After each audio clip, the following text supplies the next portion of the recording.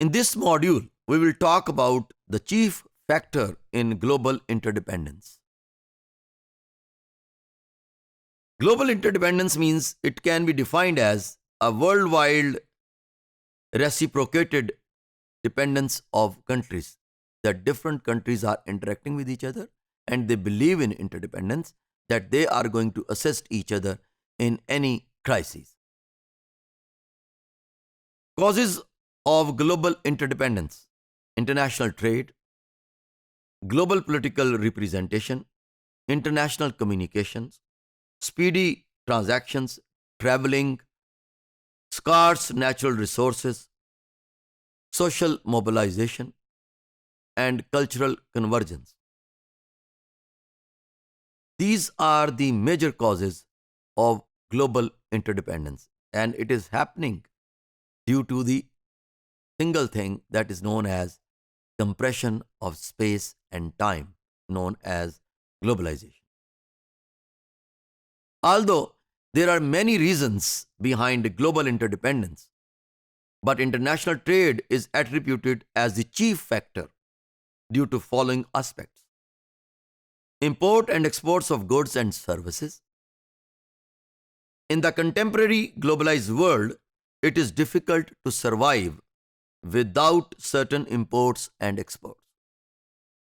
Countries are specialized in production of specific goods under the theory of comparative advantage. Different countries are assisting those products in giving those products to those countries.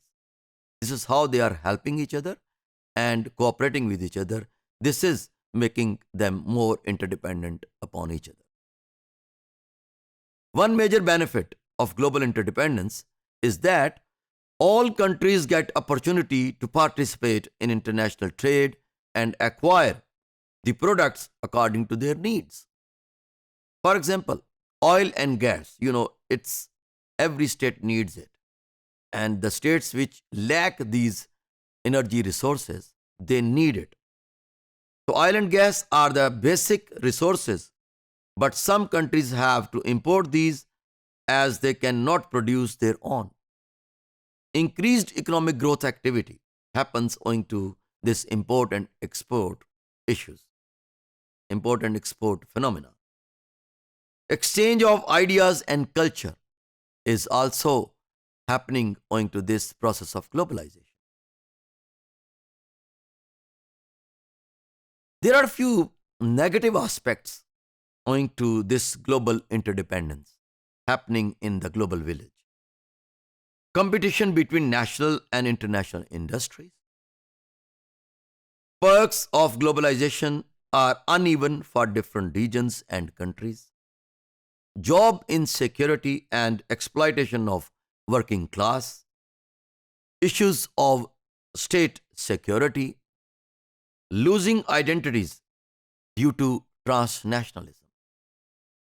If we could understand that why these negative aspects are happening in the global village, why this unevenness is going on, this inequality is going on, that I earlier mentioned, that the efficiency level of the system capabilities is not equal or even in different political systems.